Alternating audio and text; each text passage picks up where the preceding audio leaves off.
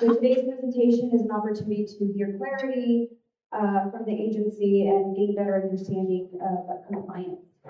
So welcome, Alicia.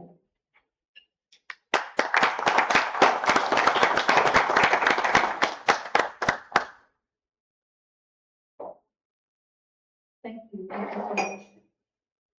When we talk about sometimes acts that are difficult to follow, regulatory candidate can sometimes be a hard challenge. But we have a lot of really good information to share with you today, and I do appreciate the opportunity to be here. Thanks to the Alliance and to you all for being open to a dialogue and communication. I think there are a couple of things that I definitely want to touch on.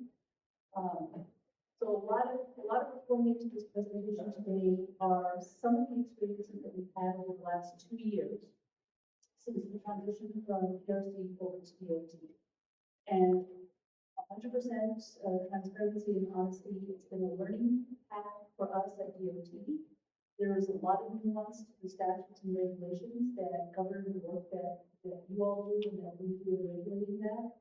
I think that there has been a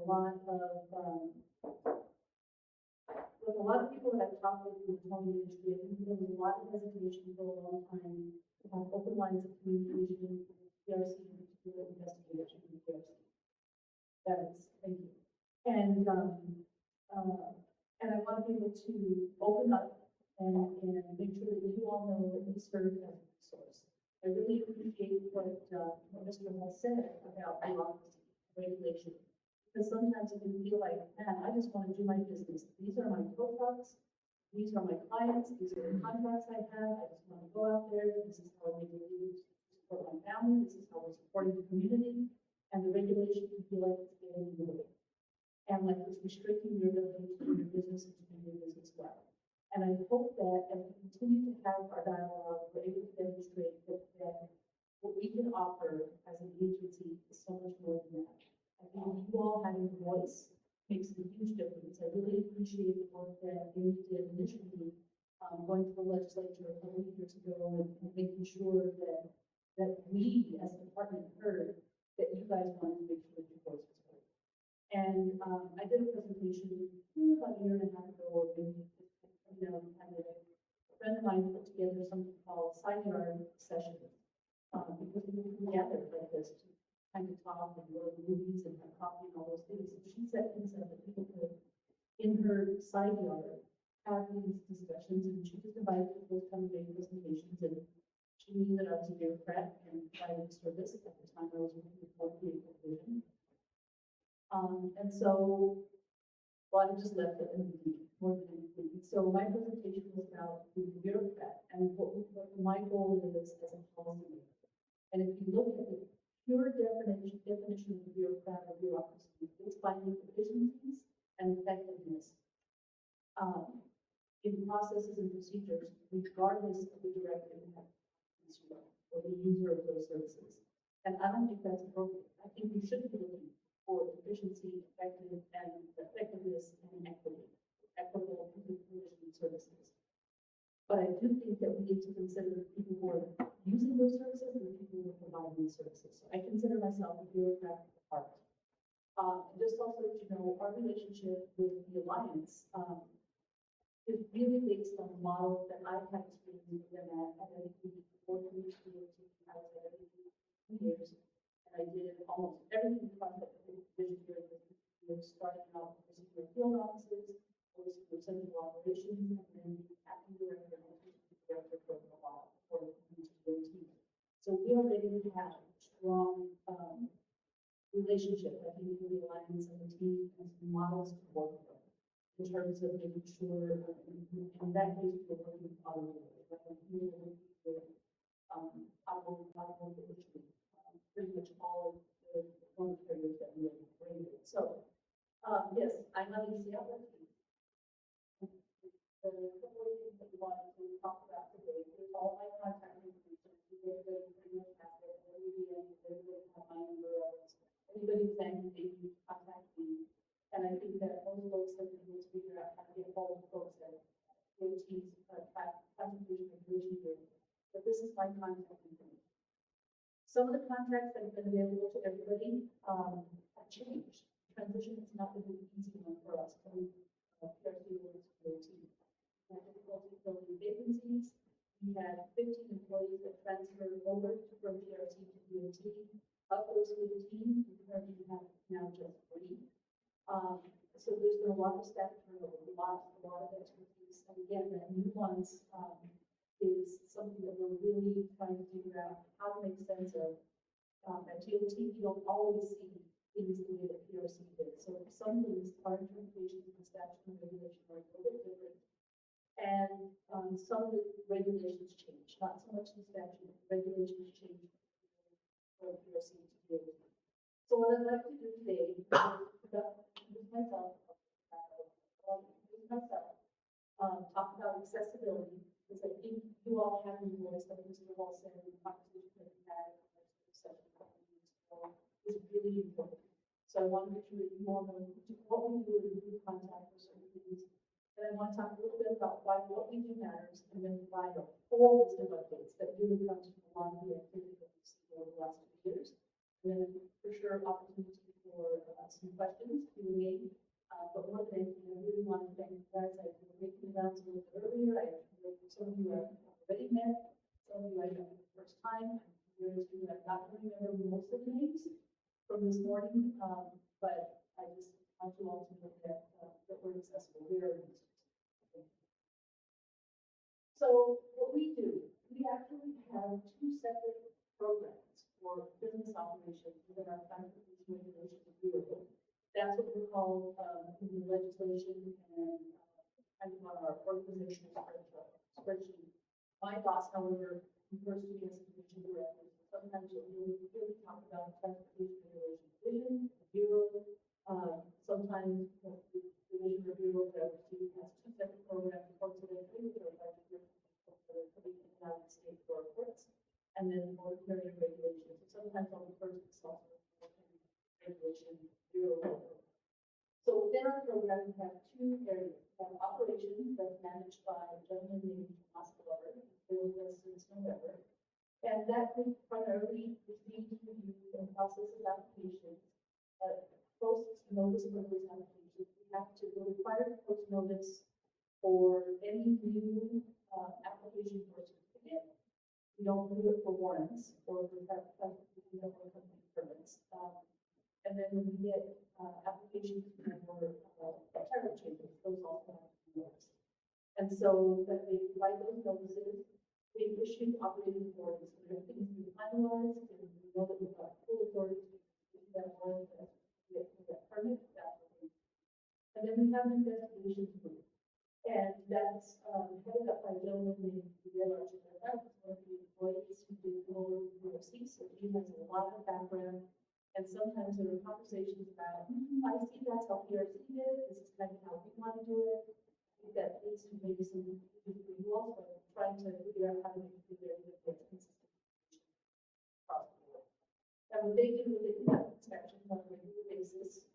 They have a little bit of difficulty getting out to regular routine inspections because of other investigations, complaints that we get that we investigate. Sometimes need a lot of resources.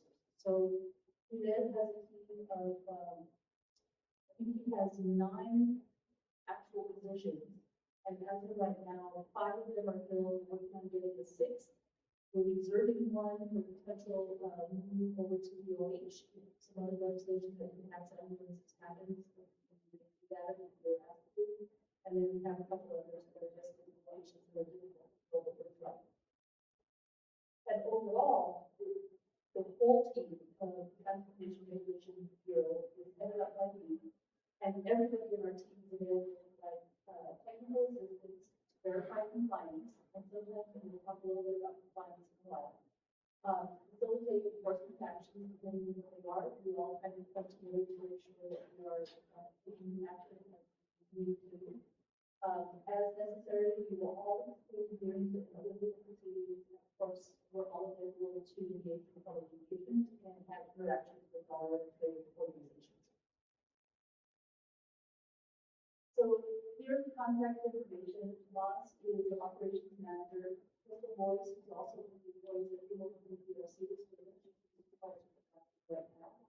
And Ms. Ortiz is our senior business operations analyst. She had been at PRC. She moved after we came back, so she did that. And then Liz Malia and Ashley will also Ashley is our primary contact for insurance, financial responsibility verification, and Nick is our primary contact for annual reports. And I'm happy to share this presentation with the Alliance and distribute it to all participants if you want to take photos and sometimes they come out clearly, sometimes they don't. I don't know how great I'm going to look at them, you know, like me going, up to take a copy, that's going to be how, my 15 minutes of taking that. But I'll share with them. And then from the investigation side, there's all the contact information for today. Is investigators right now, James and Molly, so they're, like I said, James and Molly are both moving over to PRC, so holding on, so then they're actually four. Stacy is new, she's definitely got a lot of good background with commercial vehicles, worked with four people coming to us. Valerie and Leah is out in the southern part of the state, and he has a lot of different background. Andrew Lucero is the newest member of our team. He also has a lot of different background and worked with the board of nursing for regulations as well as workforce development. So why what we do matters. As Mr. Hull said, the role that you all play in the community is a vital role. I know for me personally, if I have a breakdown on the side of the road or wherever I happen to be and I have to call a total service, you're my hero, you're my saving grace in that moment. But we also know that for so many non-consensual tows that you do, whether they're for directed by law enforcement or moving something for public safety, you guys are helping to meet the public safety and the public health needs. You all provide a service that is extremely vital and important in our communities to keep our roads safe and our people properly transported. So in that respect, I believe that you all are an extension of our law enforcement community, and I thank you for that. Thank you, thank you. We're also, as an agency, we've got an initiative, safety initiative called Heart Zero. I'm sure that all of you guys have heard about an initiative called Vision Zero. It started in the Netherlands. It's had huge international success. Vision Zero is primarily a program that is best operated and managed at a local level, primarily by cities or counties, municipalities and counties. So we are not a Vision Zero protocol state. What we do though is we focus on Target Zero. And Target Zero is an initiative that works for driving towards zero deaths. It acknowledges that there are going to be crashes. It acknowledges that there are going to be accidents and that there are people who are going to be injured. We're trying to get to zero deaths. So it's looking at a bunch of different initiatives from a safety perspective that includes road design, traffic mitigation activities, so that when you have a crash, the injuries are minimized, right? And you avoid death. So we are driven towards safety. And for sure that as an agency, what we want to do is provide support to people. We don't want to just be the arm that comes down and says, hey, you did it wrong. We want to know that you all, we want to make sure that you all know that we are a resource. When you have a question about this is an unusual circumstance, how do I know this? Or I've done this and I love it, and I love nothing better than to every time I get a complaint about it, I'll carry it and say, I've heard that complaint before, and you're working with very well. Sorry if you feel like you're mistreated, if that's the case, you probably need an attorney or go to law enforcement or something. So we're also concerned about consumer protection, right? We want to make sure that people are not being taken advantage of. And we also want to support that. So those are different roles.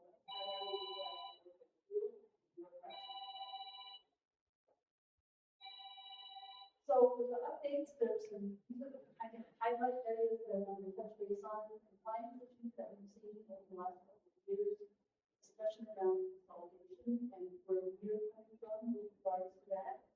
I want to provide an overview of the types of codes that are identified in the statute, primarily in our regulations.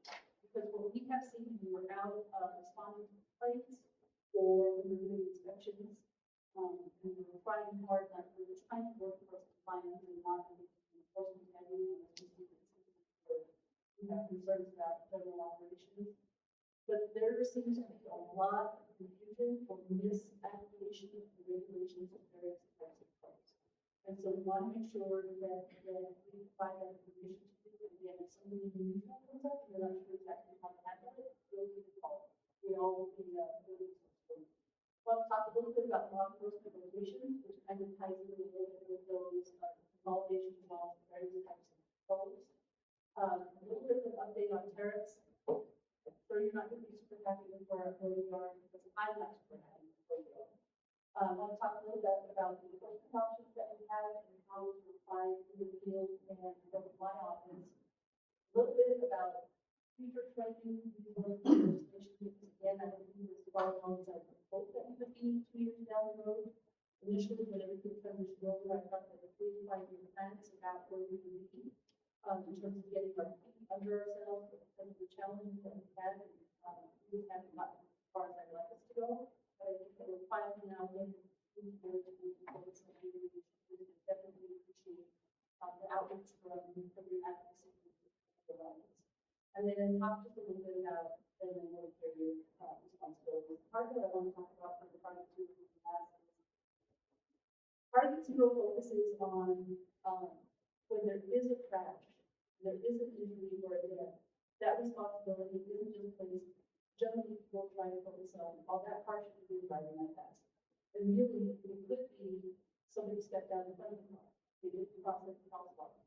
They, maybe the city or the county or the highway department, whatever, didn't make sure that there were clear vision of lines of traffic. So it acknowledges that there are various points of responsibility when something like that happens, and making sure that it's shared, distributed appropriately across everybody. So the first compliance issue that I want to talk about is financial responsibility. This is not new. This has been in place since day one, and I understand the question that, I appreciate the question that you asked me when you met today. I didn't have a chance to see you earlier. It's really important. It's really important that you keep up with your insurance. And I will tell you that one of the challenges that we had when we moved over from PRC over to DOT is there was some documentation that PRC used when we got 4K on something, basically letting us know that something's insurance is cancelled or expire at some point in the future. That 4K immediately triggered the notice that we go out to the military that would say, hey, we received this 4K, going to expire on such and such date, days ahead. If we don't receive the new Form B that gives us proof that you have sufficient financial responsibility, then we will suspend you on that date, and it also includes a notice of revocation right after that. So it had the notice of Form K, notice of suspension if you don't get your Form B in time, and if you don't get that Form B in time, that's also in the drug trigger. So it provided all of those notices. One of the challenges that we had is we didn't have legal staff that led to several months before that legal staff, and then took several months for them to get into kind of line with where we were. They didn't like having any documents and stuff like that. So we know that there's a period of time that we were not contacting people about those form cases. And so once we got into looking at those form cases, we're still sort of catching up. We are not holding any military responsible for the time that we did not notify them. From the point that we notify them forward is when we hold them responsible. So again, that's not just the bureaucracy, that's the bureaucracy with the heart. We want to be unfair, we want to be unjust, we want to give everybody benefit. Okay, so that's kind of what we're talking about. And it is military responsibility to work with the insurer to make sure that insurer uploads those Form Bs to our system, which is Highway Technology, there's a specific website for that, an app, web-based app. But there's the notice of the Form A that will let people know that there's an expiration date pending and what we need to do in order to avoid suspension. And then if we don't have that according to our statute of limitations, there's an immediate suspension without notice, without the possibility of a public hearing. It's assume that insurance is not on file with us, we have the authority to issue on spot. Once we got our act together, that's the process we follow. Again, for people that fell in that previous category, we're putting them into the fund. There's a certain part out in the regulation that gives warranty to motor carriers, includes all of the total industry, general commodities, other folks that get warrants, that can actually be 4 months, consecutive months without insurance for revocation. So that's something to keep in mind. The other compliance issue that I want to talk about is annual reports. This is not a new thing either. Annual reports have been required since day one, probably for all of you. They were issued at the PRC and kind of carried over to us prior to the transition. The folks at the PRC identified X number of motor carriers that had provided an annual report in like the last 3 to 5 years. They made a motion to the PRC to suspend all of those motor carriers, so a lot of motor carriers were suspended before the transition over. We have continued to have that problem. We are not getting annual reports. We knew that we didn't have the capacity to receive 5,000 annual reports for staff hold on the system a little bit. We now have our feet under us a little bit more. We haven't really taken any enforcement action against anybody for not providing an annual report. We knew that we were going to do it anyway. Again, trying to give you all the benefits that compared to you. But it's really important that you get us the annual reports. There's a format every year. It's available on our website. They are changed when we moved over from PRC to DOT. That annual report now is due on March 1st or before. Get your annual reports in. I don't know how to tell you anymore. When you get an inspection out there, they'll tell you they might ask you to order to cease and desist until you get your annual report in. They might give you 10 days to do that before they take that kind of action. There's complaints against you and then the investigation, not necessarily the inspection. And this comes up, that will also be identified. So get your annual reports in. It's really, really good. The other thing that we're getting is a lot of complaints. We ask people to show us their records going back a certain amount of time. And we're finding that people's records are either very disorganized or they're incomplete. People are following all of the regulations correctly. And so it's really hard for us to either verify what the complainant is saying or to defend the motor carrier. And again, that's what I would love to do, is to be able to say, look at the documents, the motor carrier did everything that they needed to do, and sorry, I'm just letting you know. Workman's comp insurance. I don't know actually how frequently this is coming up. This is one of the issues, compliance issues that our operations group looks at on a regular basis. Make sure that your workers' comp is up to date. And we only verified child support enforcement for sole proprietors, because those are the only owners of the motor carrier that have to provide their social security number. And that social security number is the trigger for us to move over to child support enforcement to verify child support. We have not seen tons of folks pop up, but every once in a while somebody does. And that's just a state law that you cannot have any license in New Mexico with consideration your authority to do that type of license according to the legislative intent. And so that's the whole reason for having to go into the child. All right, the next issue is consolidation. And this comes 100%, these two books up here are our Bibles.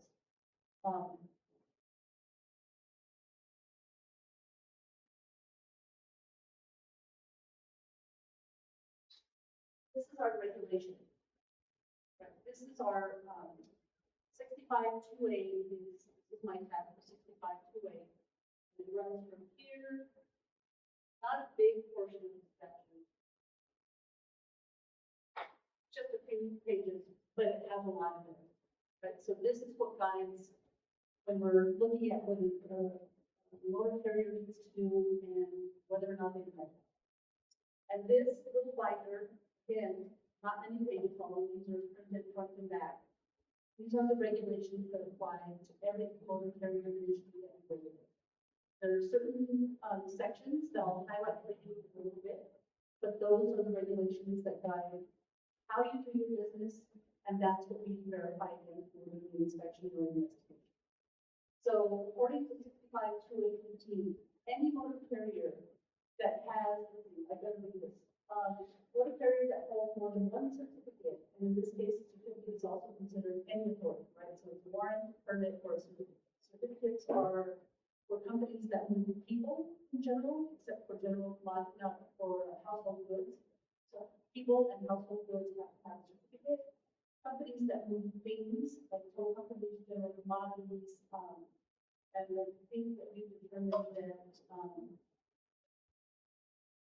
bodies, funeral services fall under, commodities, body health. So anybody that has more than one certificate for the same kind and nature of certificated service in the same territory shall file an application to consolidate its operating authorities. That's the statutory language. It's been there for a very long time. It hasn't changed in years. And then the second paragraph POC, is the department shall not grant any new operating authority to a local carrier that duplicates the operating authority at the same time in the same territory identified by that local carrier. So those are really key to us. What we have learned is that over the years, companies had, local carriers might have had 2, 3, 4 companies all providing service in the same area. Maybe they had the same owners listed, maybe it's a familiar connection. But they wanted to do that so they could be on the law enforcement rotation more than once. And again, when we're trying to look at equity and fairness across the board, in some cases that might give one motor carrier an advantage or somebody else a disadvantage. What we have learned is that we have zero control over law enforcement locations, and that law enforcement doesn't care. So if you had, let's say I had Alicia's towing, AO's towing, and ACO's towing under the GOC. I had all 3 towing companies. I needed to consolidate all 3 of those into one. And I could make the main company any one of those 3. I could make an ACO towing and then still have one warrant number, and under that same warrant number, I could have ACO's towing, DBA, AO towing, DBA, and ACO's towing. They would all have to have the same warrant number identified on the side of the vehicle, but I can use all of those in a law enforcement location. All 3 would show up. I don't know if it's sequential order or not, but that's what we use for it. So that's a concern that people have about consolidating any businesses that they own that I don't think is anymore. And then the other thing to point out at 65-212 is that any companies that are providing non-consensual tows can't share vehicles, equipment, or facilities. That's really, again, creates an unfair advantage. Thank you. All right. Towing, 2 types of tows. I don't think this is going to be a surprise to anybody, but if you need to look at the regulations, it's in there at 18, 12, 14. Consensual tow is I broke down on the side of the road. I want to move my car that I'm working on from my mom's house to my grandma's house, from one lot to another. I have the ability to answer the shop, the marketplace to see who provides the best service and the best rate. That's a consensual tow. Prior to 25. I just find whatever price I'm going with, that's what. Then there are non-consensual tows. Non-consensual tows do require a tariff. Either the statewide tariff, which a motor carrier has to say that they're going to abide by the statewide tariff, that's off on that application, or companies that apply for their own tariff. And at the PRC, they have an economist on staff that can do those tariffs. We have like the joint powers agreement with the PRC to leave those applications. We don't have an economist on staff or economists at DOT or focused on other people at the moment. And we are not the primary responsibility of PRC. So we have sent things over, sometimes they will be timely, sometimes they don't, but it takes time to put these priorities. So the non-consensual tows, the first one is what most people are familiar with are the by directive. That's the law enforcement location, law enforcement agency. We have one company that we learned an awful lot from. We're really grateful that we're learning from them. They didn't reach out to us ahead of time, so We're just trying to figure out the nuance and get it into the routine. So the non-consensual tow applies directly. Even if somebody gets in a crash, right? And the person's car is totaled, but they are not injured, they're fine, they made a decision. The tow company shows up and they say, we're gonna take your car, and you'll pay for that? And the customer says yes. That doesn't make it a consensual tow. That's still a tow by directive, because once it's directed by law enforcement, it's directed by law enforcement. So the statute and regulations are very, very clear that it remains directive regardless of whether the owner or operator of the vehicle is intending to tow, but it is directed by law enforcement. And it shouldn't be as it should be. Second type of non-consensual tow is necessary for public safety, so that's a vehicle that crashed or died or lit on fire or whatever, it's too close to the roadway, it just needs to be moved so that it makes it safe. There are requirements and regulations that should be ordered within a couple of hours or 30 minutes or something like that from law enforcement. But even if law enforcement isn't available, the tow company has the authority to do that, but just as far as to take it out of the public way to raise it. And then, of course, trespass codes. The majority of complaints that we get at TRB are about your emission. I think it represents somewhere in the neighborhood of 50 or 60%. And the majority of those complaints are about primarily private property. So the third type of non-consensual tow are trespass. Private property and town, they mostly are the complaints that mostly get are from people who live in apartment complexes that are having their vehicles towed. So there's some complexities and some weirdness around that kind of thing. So by directive, one of the things that we found is that there are some cities and counties, and that includes their individual like planning and zoning commissions or something like that, that consider they have ordinances that make it clear that they consider themselves a law enforcement function. So I would have never thought of that. I was not a sheriff's deputy myself, but that's been determined that they are a convention of law enforcement. So as such, they have the ability to issue non-consensual tow directives. And so as a tow company, if they reach out to you and say, hey, I'm willing to pay you $5,000 to these 20 cars from here, or these 50 cars need to be moved, I'll give you 100 for this type of car, 20 for this type of car. Absolutely, absolutely, rock on. They can choose whatever they want. If they have any issues with their procurement, they're not involved at all. Our recommendation, and you all may want to consider if you get a vote or something like that, is that you consider asking that governmental entity or their commission to work with their local law enforcement to make the tow authorization the same as you would by law enforcement directive. And all of those requirements for directive tow still apply. You can't all of a sudden say, well, because I'm moving it from somebody's private property, becomes private property, and can't do it. You can't do that. It still has to be directed. And all of those regulations apply to every single vehicle. You can't just take one vehicle and say, I'm relying on this piece of paper for tow authorization and that. You might be able to, but you still need to have a list of your vehicles that you tow. You can have a list of inventory, all of the things that apply to that directive. Again, the law enforcement locations, you don't have the authority. Every law enforcement agency has its own rules. They get on their location, generally, and I've talked to several law enforcement agencies, generally, the tow company on location, if they get a call and have to accept that call for any reason, they have to actually comply. They can't just say, oh, I can't do this, but I'm going to call so-and-so, and so-and-so will go into the tow. I think that what I've heard from law enforcement agencies is there's like an agreement or a contract that they have, and you all sign off on it, whenever you sign it.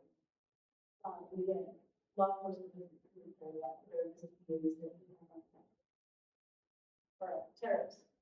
We know one of the first things that PRC told us is we were prepared to PRC is that the tariffs were outdated and disruptive.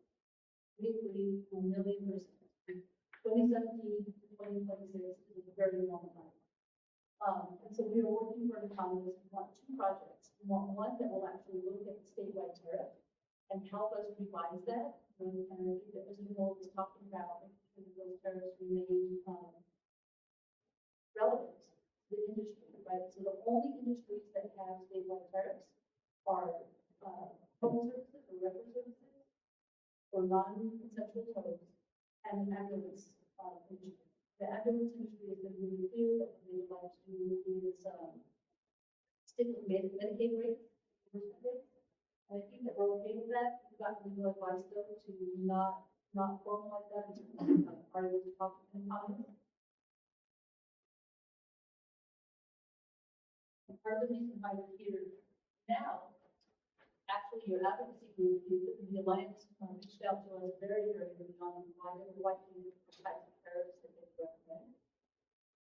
Since even before then, we have been trying really, really hard to find an economist that wants to do our tariffs, and we are having a heck of a time.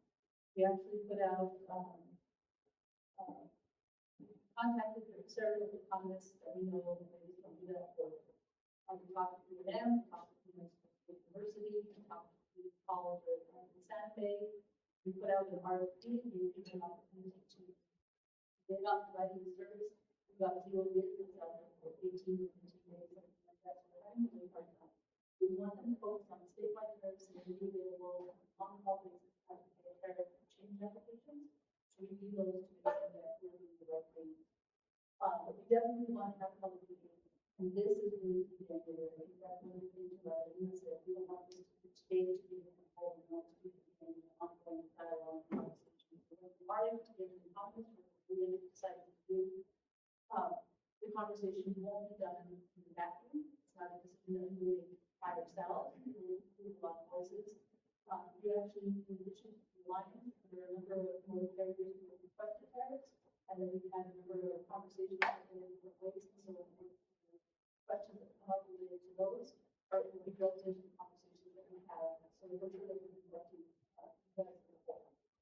We want to also review our industry trends and looking at some of the states. I think our group has been really impressed with the Colorado. And I know that because there's so much of the activity that we have down in the southern part of the state, we want to move to Texas. And there are a bunch of different varieties that we want to take into consideration, like urban versus rural. And right now, we know that gas prices are very high. What happens when gas prices go down? How dynamic these tariffs are going to be? I want to talk a little bit about how frequently we update them. Because how do we go from 2017 to 2026? That's just entirely too long. So maybe having it reviewed every 3 years, every 5 years, maybe have an increase by a certain percentage every year, something like that, so that you guys aren't just stuck with something that's antiquated. Some of the things that we're talking about and looking at, we know that there are a number of motor carriers that are assessing what they call drop fees, and that those are not allowed to stay that way. I think that there were conversations with PRC prior to the transition over, but not one of those up again. Again, in this case, we're looking primarily at as well as making sure that you all have the resources we need to provide the service that you want. The drop fees are probably more relevant to private property towns than to other types of non-conventional those. So you want to make sure that you guys are not getting the short shrift. We know that admin fees are something that is coming up in every single conversation that we've had about tariffs. And so I think I've seen some recommendations anywhere from $35 plus actual cost, increasing that to 50, maybe 100, maybe even 200. I've seen some recommendations or some applications that have a registration cost for Class A B, is slightly higher cost for Class C, is the higher cost for Class D. I don't understand it because I'm not in the field, I'm not in your offices. I don't understand why there would be a difference in the paperwork that you do based on the right? It's really the service that you're providing. So tell me, and if it makes sense to me, rock on.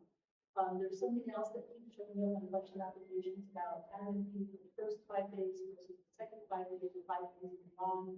And I don't understand that. That's because before 5 days, you don't send it back after 5 days, yes.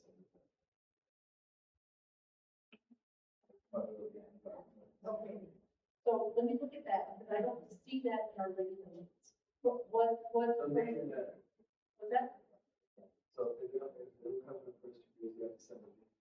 So it's 5 days. Well, the regulation is actually pretty clear, right, that you have up to 5 days to notify the vehicle owner and removal. You have certain number of days to request the information to NMDOT.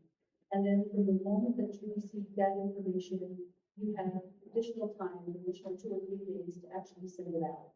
So we'll have to have more communication, make sure that either I understand what you guys are saying, or that you clarify what your understanding is. Right now, I don't know if it's my misunderstanding or if it's misunderstanding, but we can get to that point, so that I understand it right.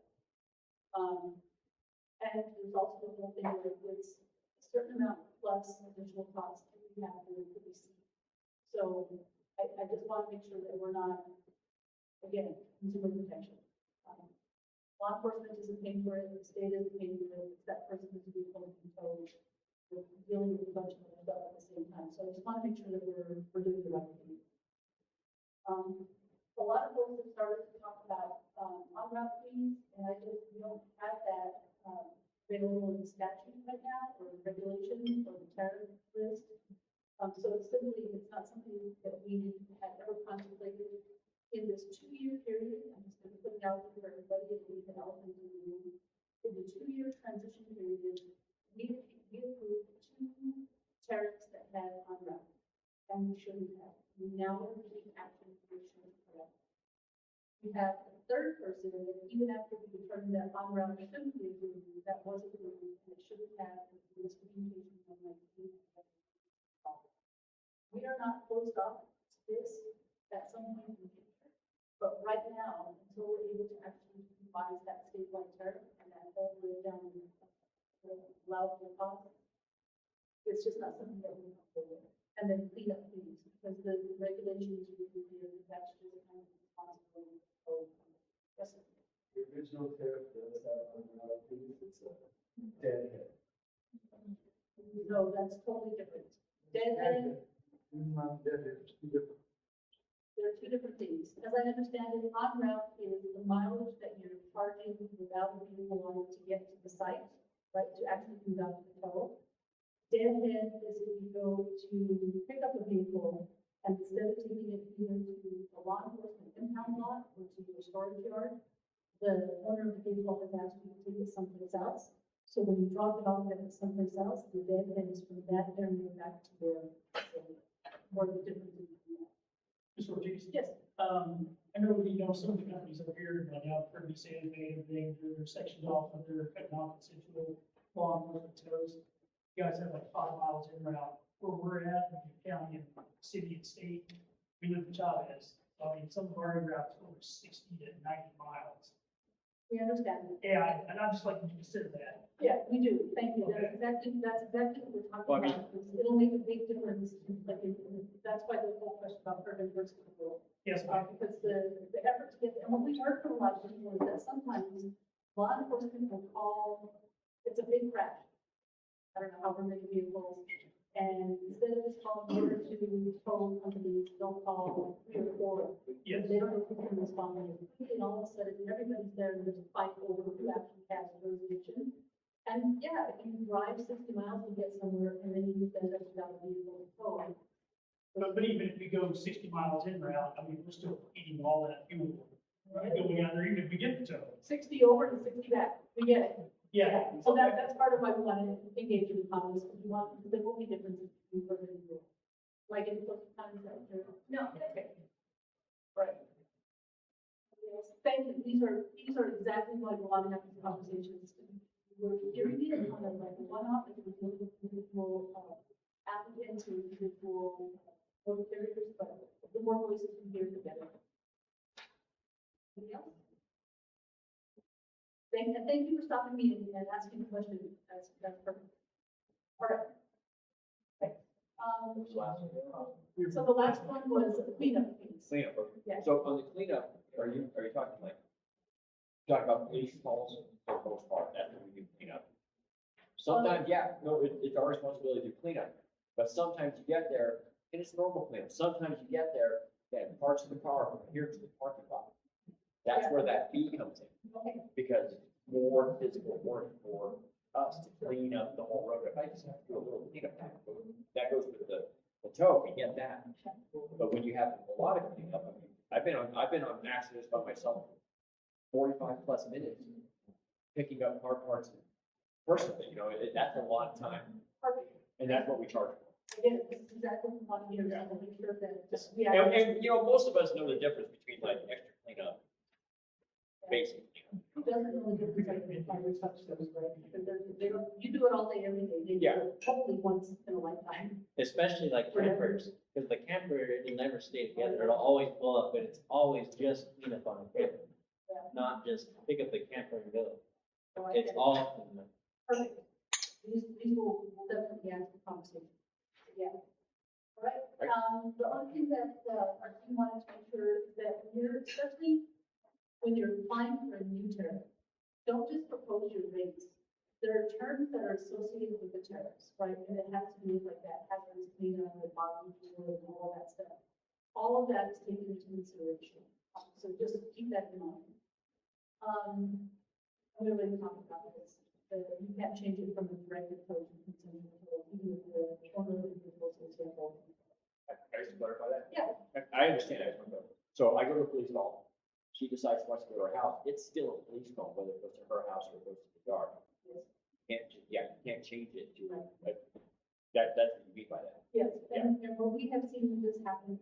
Where they're like, oh, now I can charge more because it's, Exactly, instead of 250, I'm charging. Because you responded to the police. Exactly. So the call remains a police call or whatever consent, non-consensual setup it is for the whole entire event call, whether it goes to the dealership, the house, whatever, it's still, you have that sheet. That- Once it's a directed, it's correct. Yeah.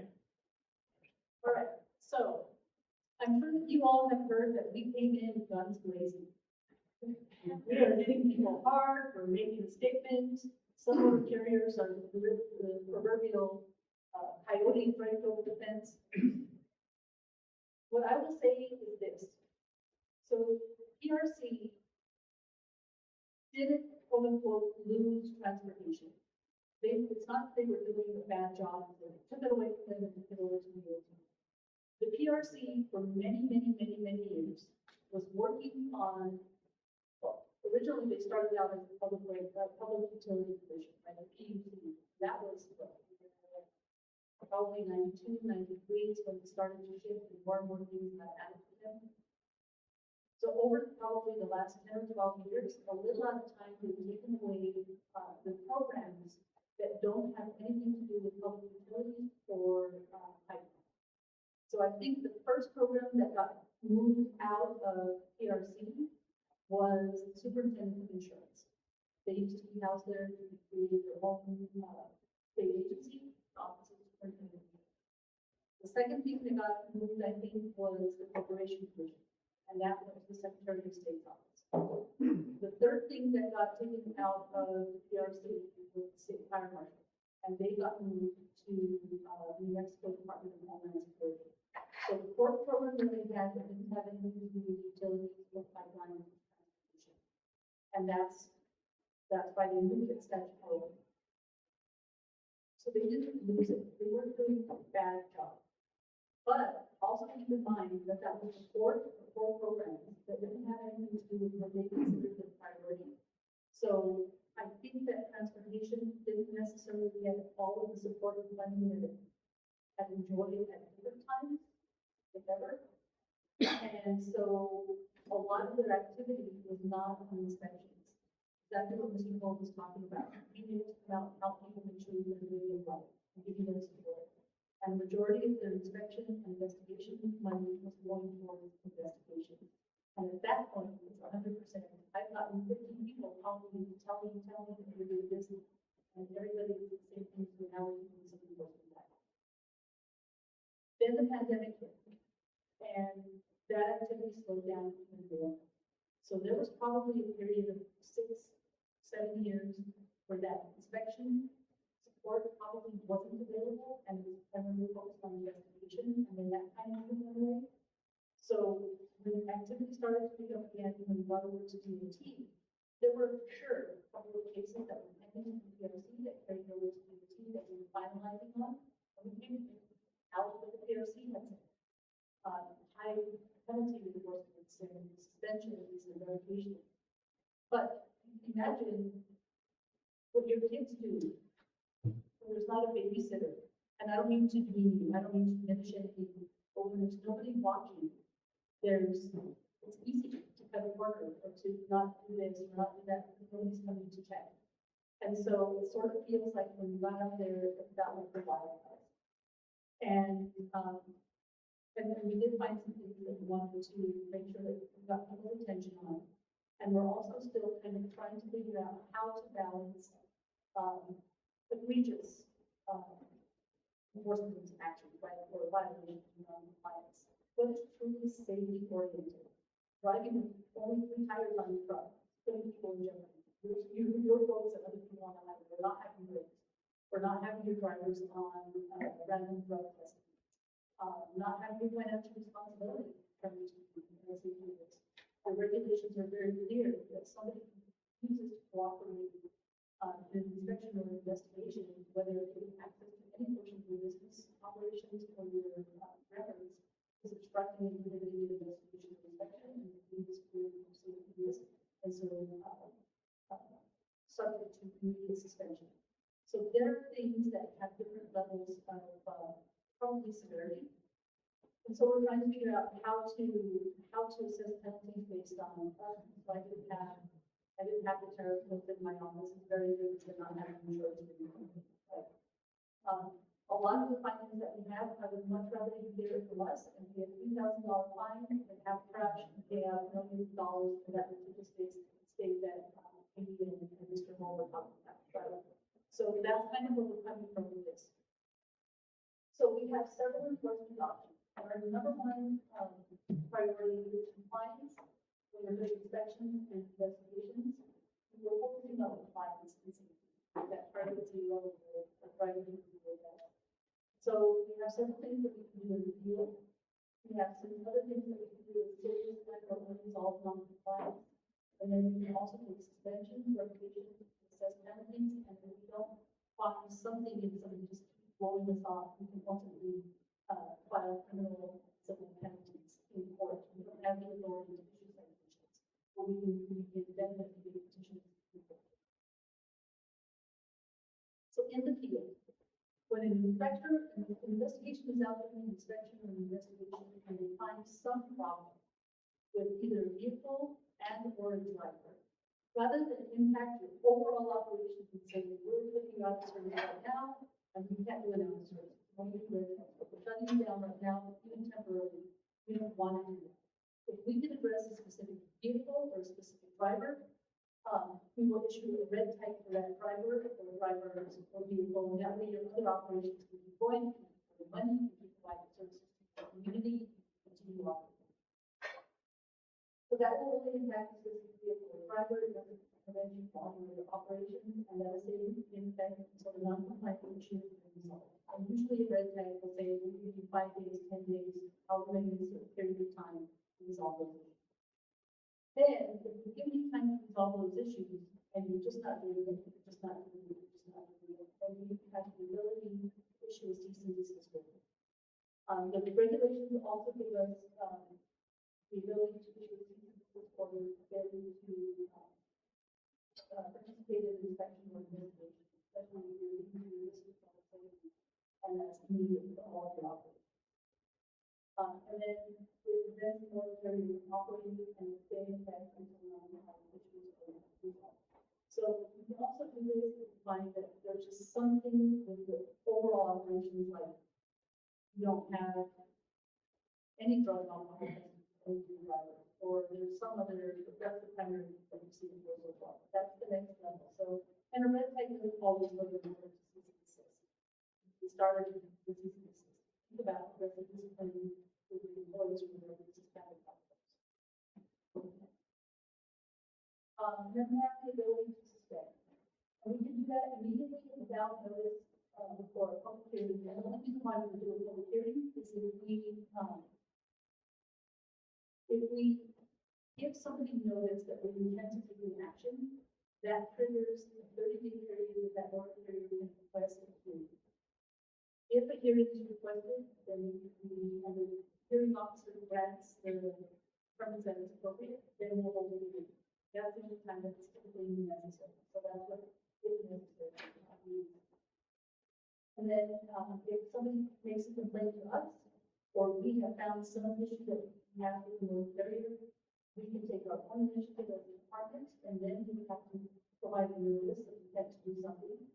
And then if hearing is required, I don't hear you, but if they fail to comply with any requirement of the Motor Carrier Act, which is the statute, or any of the rules of the department, so these are the rules of the department, or an order. And there has been some discussion, and I think we've landed on an order from our hearing examiner, or an order from the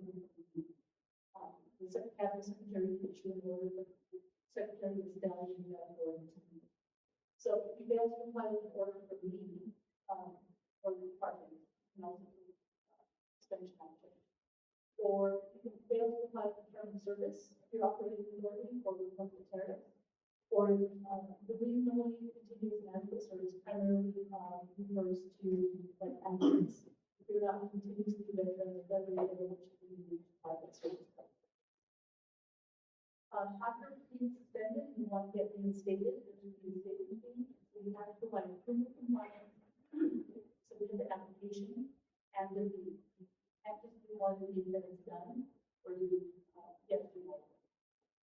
Then the next level is revocation. And with revocation, you can't simply do it, so you're going to have to actually apply for reporting again, because you're going to be a Mexico member. And so revocation falls in, like I said earlier, for warranted holders who have gone 4 consecutive months without financial responsibility. We also, this is, this language that was in the last section for suspension comes from 65 to 27. So that's if not complying with the Carry Act rules, orders, terms of service, or active reports. Again, comes with the application fee, you have to remember, and you can't just reinstate that. You have to actually on that. We also have the ability to issue penalties, like I said, according to the statute. We can assess penalties up to $10,000 per violation per day. And it's really hard for us to know exactly what that is unless we come in and look at all the things that every code we do. It's easiest for us to tell non-consensual rules. We look at the dispatch log, we can look at crash reports, we can look at the recommending officers also files a report. So we can look at those. It's not so easy for us to do that. We're, like I said earlier, we're looking to standardize those penalties for violations. We know that $10,000 for penalty per day, for example, if somebody didn't have financial responsibility, we know that they deducted 10 tolls over a 2-day period. This basically can assess $10,000 $100,000.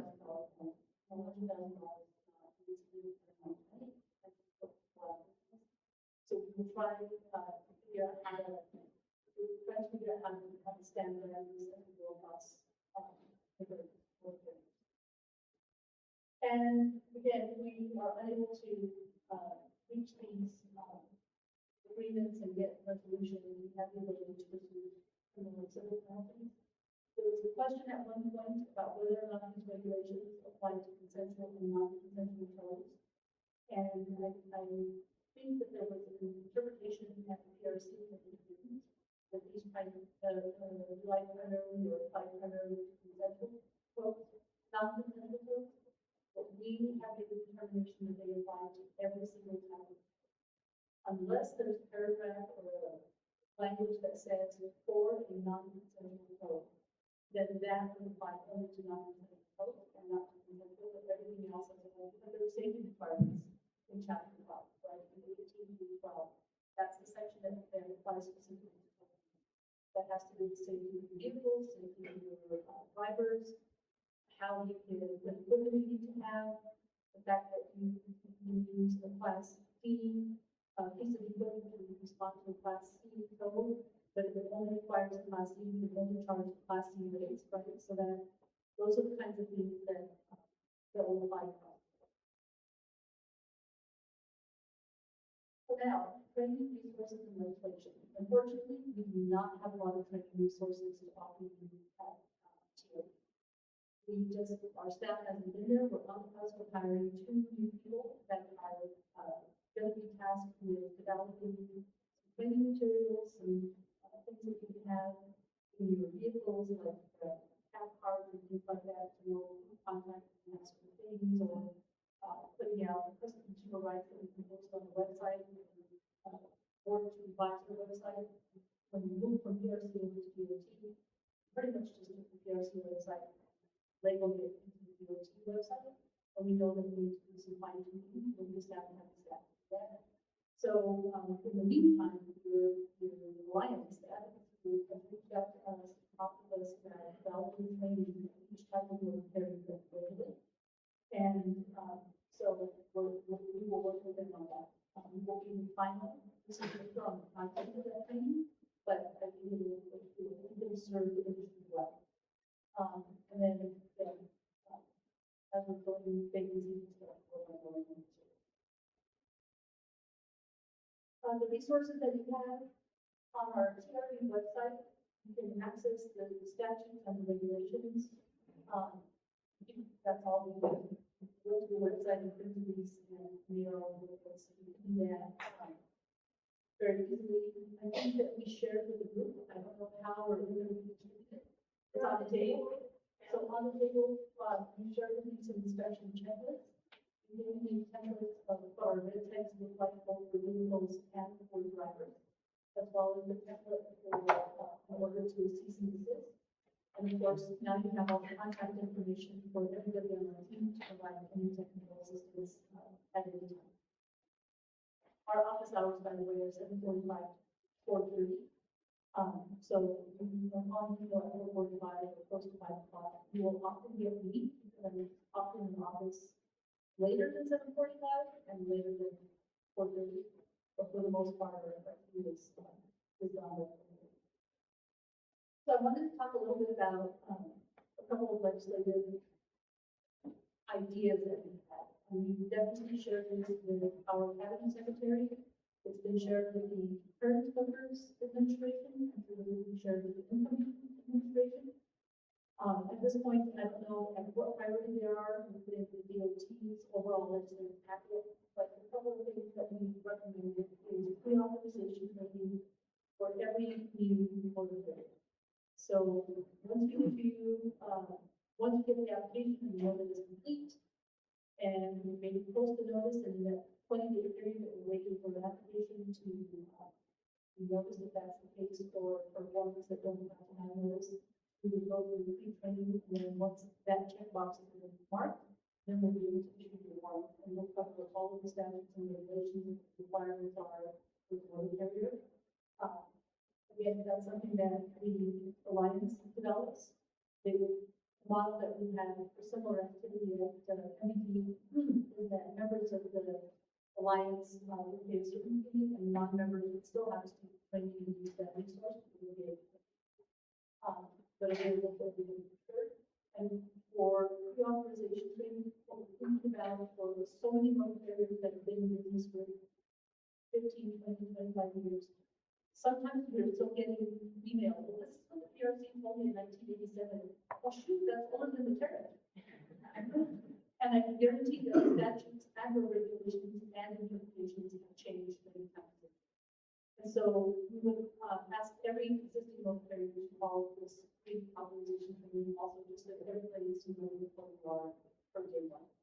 And then we would propose continuing the education training. How frequently do dealers have to go every 2 years?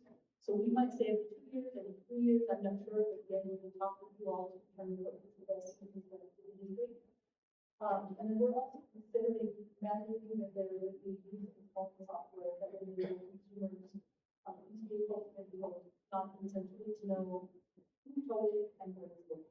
That's one of the reasons that we have that they don't know who the vehicle and who they call and where it is. And so, you know, we're not going to I think some law enforcement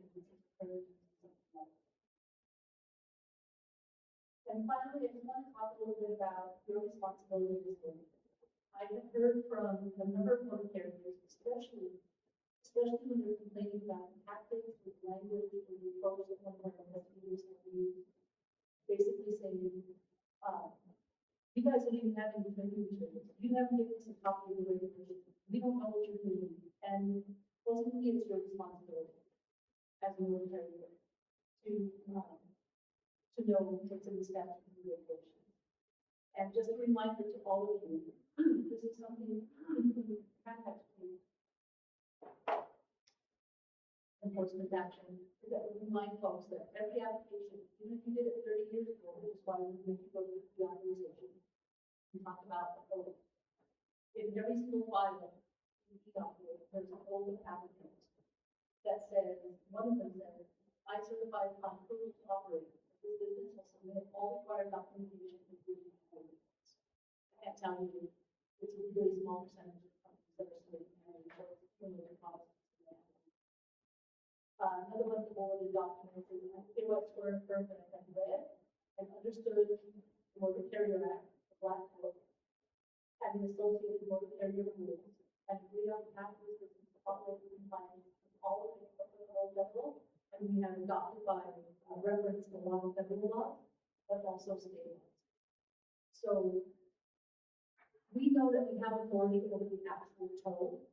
What we frequently get is complaints from people saying, well, they told my vehicle and after only 15 days, they sold it. I don't have any control over that MPD process, right? Or taking ownership of the vehicle and auctioning it itself. But you agree to abide by all state laws. And you can take action not by all state laws. You don't have to that's when we talk about pitch streets and everything, I have to be responsible for how we're doing the street and the role. This is part of the role in managing the business responsibility. So the Motor Carrier Act, like I said, 528, 1978, and the same, that's available as a link on our website. The link goes directly to the State Record Center and Archives, and that's the official regulation of statute book for the state. There are a bunch of other sources, like Constitution and resource and all kinds of stuff. If you go through our website, it goes right to the official website. And the motor carrier rules are in here. There's a couple of things that I really want to point out very clearly. So, part 12, we're specifically told, okay, all the operations are covered. But other provisions apply to every motor carrier, including toll. Those are our general provisions at part 1. Our operating authority for part 2, financial responsibility, safety requirements, fees and penalties, and the penalties don't have anything to do with the sense of enforcement action. The penalties that we have to do are reinstated for example. So it's one page to have all of the rules that apply to tariffs and the rules that apply to reports, records, and accounts. Yet you have to be represented for 3 years. So important that we're able to do those. And I definitely want to point this out. Try to add language at the end of every enforcement action notice that we take. Remind you that you have rights. If you don't agree with an action that we're proposing to take, you have the right at any time to request a hearing. And this particular paragraph of Title 18, Chapter 9, Section 1A, Paragraph B, once sets the time frames. So when you get an application for a certificate, for example, or what applies to you guys, a change in tariff, once we get that and we determine that it's complete, we'll notice it, and then that triggers a 19-day period for somebody to contest that or to protest it. And when we're proposing any kind of action with the motor carrier, good, bad, or otherwise, the motor carrier, once they receive that notice, has 30 days, calendar days, they're all calendar days, to request a hearing from our hearing examiner. The hearing examiner is a DOT employee, but it's a part of the agency that doesn't interact with us on a day-to-day basis at all. The only times that I ever see our hearing examiner is when we have state like CPR hearing, or like just to say hi, But we don't ever discuss individual cases, and they're very independent office, very clearly separated. And then there's even further separation from the office of the secretary, because once the hearing examiner makes a determination, the next level of arbitration is to the cabinet secretary, and so we try to make sure the cabinet secretary is able to be independent of the hearing. I want to carry over these constituents their due process. We're very interested in the two to ensure that all of the rights have the due process. And that's it. It's a lot of information, and that is the proverbial tip of the iceberg. We do so much more, and you guys are responsible for so much more. I can't tell you how important it is to be familiar with the rules and the regulations.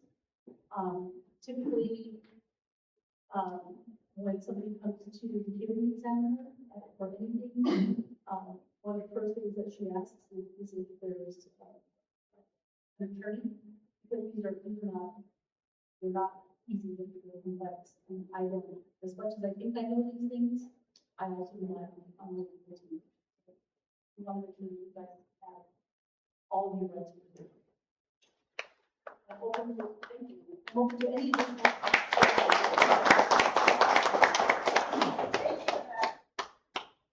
Great job, Alicia, thank you very much. So a couple things. When the PRC was being taken, transitioned over to the NMDOT, you had a rulemaking process, which was a public meeting. And that is kind of where the association was formed, because several of us tow companies were in the room submitting suggestions to those rules. And I know that you had to get your feet underneath you, but none of these rules that the towing services in that room have been addressed. Do you know that when these rulemaking suggestions might be addressed in the future? So as I understand it, all of those suggestions were taken into consideration prior to publishing the final report. And we have all of those on record still as we've gone through the last couple of years. We have identified additional changes that we want to make to the rule. So I don't think that they have not been addressed. I think they've opted not to have been adopted. Does that make sense? Yes, okay. I would still like a seat at the table when we're having a discussion. So we say debate back and forth, because at that rulemaking process, we were only allowed to present. We weren't allowed to debate or explain. So I think there needs to be a seat at the table so that we can hear both sides, why you're rejecting and why we need this change in the So, but that's good. There's a long time to. Absolutely, and I think the way for us to handle that, that's the standard rulemaking process, is that we're just there to receive comments, and then any agency, this is not the first rulemaking process that I've changed, that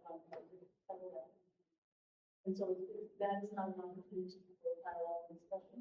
So prior to getting to the rulemaking, we would then have that conversation, like now here in some of the things that we're talking about, rules, urban, on route, and be able to fully understand it and all of those. That's like to have that level of Perfect.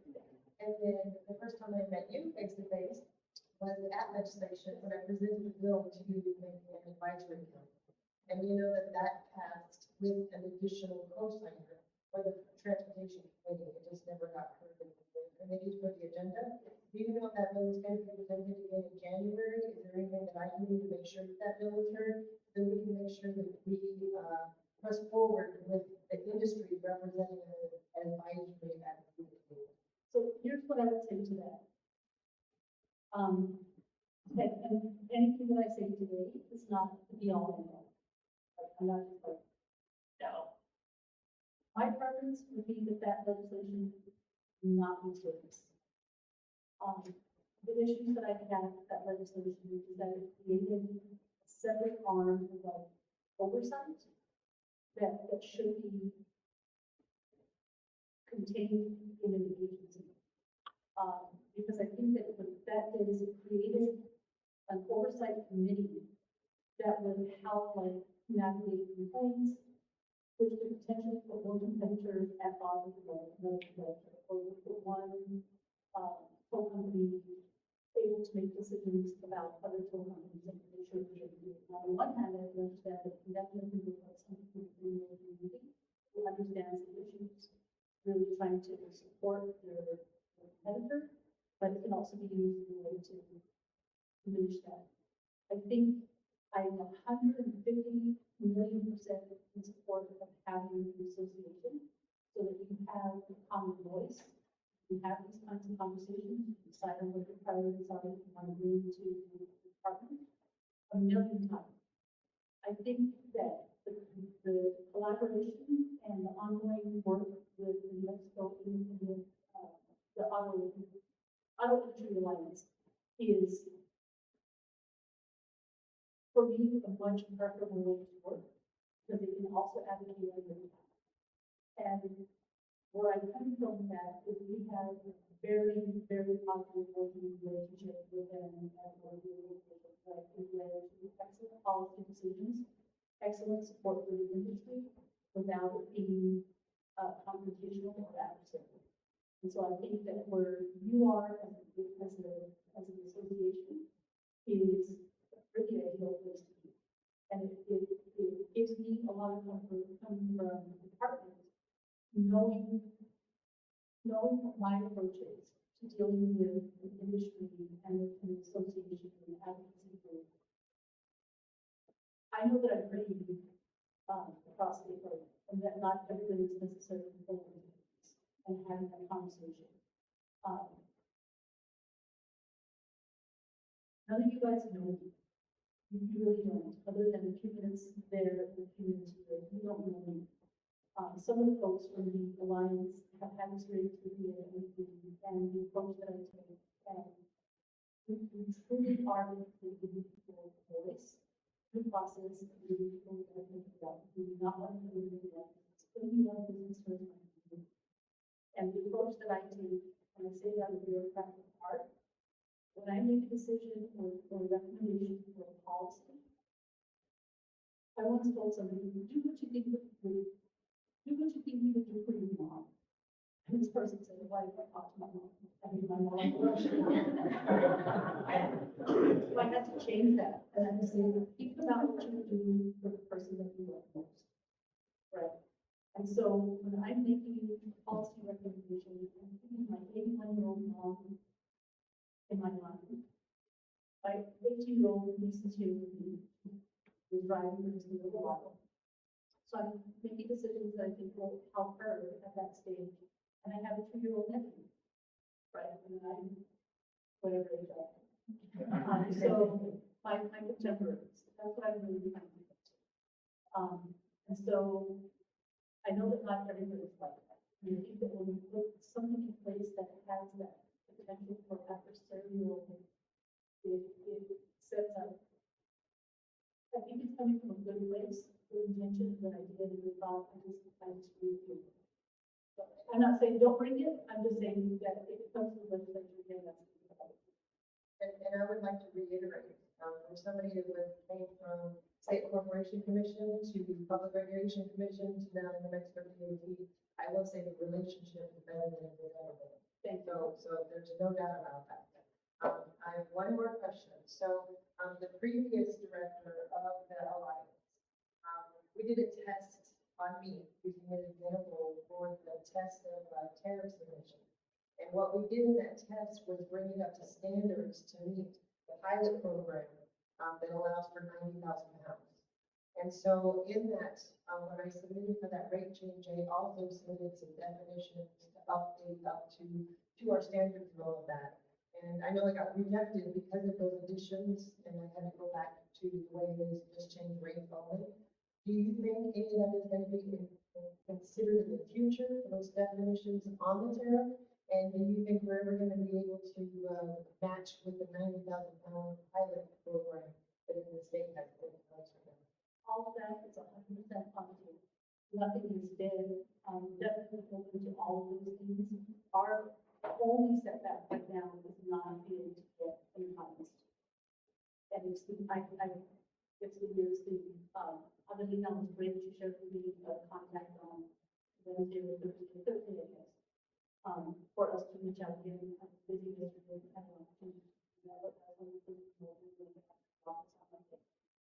Because we know that you guys are at a disadvantage.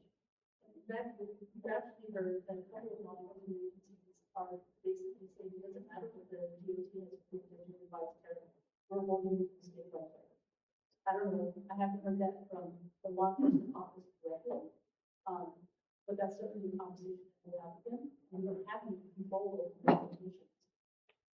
They can make that decision themselves, but, we're going to hold people that all, and it'll be round meetings like this, we won't just call, we will probably go out to each of the 6 districts, for the and like our business from there, the college, who, we have contracts with some of you guys, or consumers who use your services that might not have people, that for sure, all of them.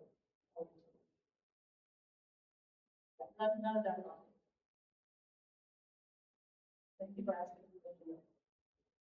And thank you for the comment about the relationship, because that's really one of the things that our union has really pushed for us is making sure that we have open and honest dialogue, and that's where we want to be. When one of our investigators shows up, we want guys to feel like we have to do a lot of you. We want to bring the you guys are safe. A lot of what we do is to make sure that we don't get to, or there's a shovel or something, there's a crash, and somebody comes back and says, how do you do it? Thank you all for the invitation, for your attention, for your excellent questions, and for the.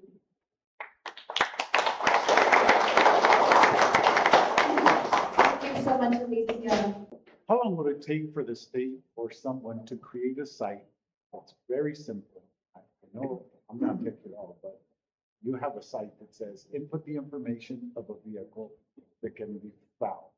Something as simple as that on the state level, right? So if the state would create something that would allow us to input the information of where the vehicle's at, I don't think it would take, I don't know, you're an expert at this. How long would it take for the state to create, or you or somebody to create a site to where we input this information and they can advertise and say, if you're looking for your car anywhere in the state, this is where it's at. How simple would that be? It would not be expensive at all, because we visited that before. Yeah.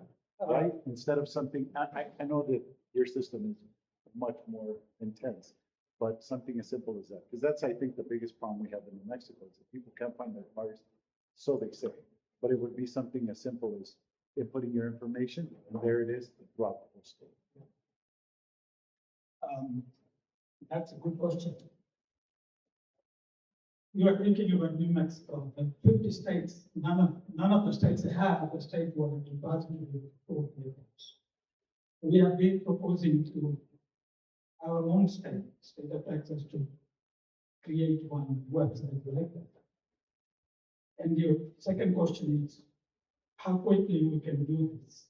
And if we are allowed to do it, we would be able to do it within 4 weeks. It shouldn't take that long. Because the time that we would be spending these training people on how to do and what to do, and launching the site and communicating to the public, saying that hey, there's something like this available, so you can go and search for the vehicle. Those are the ones which will take some time. Actually creating the website and making it available to the whole community to enter the data and making it available to the public. It should be done on the state level. It's different, so many agencies. I mean, again, it's as simple as looking for your tax records. You put your UPC year and then it's there. So it's very simple. It didn't have to be that complicated for people to find the vehicle. For those who didn't hear our first question, he was basically asking how easy or how simple and how quickly could be done for somebody in the state, an agency, to develop a similar website that would just be a way to identify where the vehicle is and public search. I'm not an IT person. The experience that I have in other agencies is that there is expertise. And so there are a couple of ideas that I have. So let me do some asking in our agency. I know NMDOT also has a partnership with a company that develops similar kinds of things. We can see if that's something that they can do. So I think that's one of the biggest problems that I hear. I mean, Right. we're always available, but I mean, Well, it's very simple. It's kind of like the fact that I answer about 12 phone calls a day asking about a car, and I'm like, I don't have your car, dude, I don't know. So And then they say, well, dude, can you tell me about, there's 20 tow companies It's- that tow for the city, I have no. it's, clue where it's your car is. it's very different for Santa Fe because you guys have a daily rotation. Here, we're weekly, so it's Yeah. very simple. There's 3 companies on. Hey, where was the car picked up from? So-and-so. Who authorized the tow? Right. If it was APD, it's either south, north. Again, it's It ties, different. it ties into all of it, because like, you know, sometimes they're calling for a city call, sometimes their car was towed by the sheriff, sometimes it's That's- DPI, sometimes their car's just not where they left it. Right. And I don't know where your car is, I didn't tow it. That's where that comes in, where everybody that tows a vehicle, to me, it seems like really simple, put it on one side at a state level.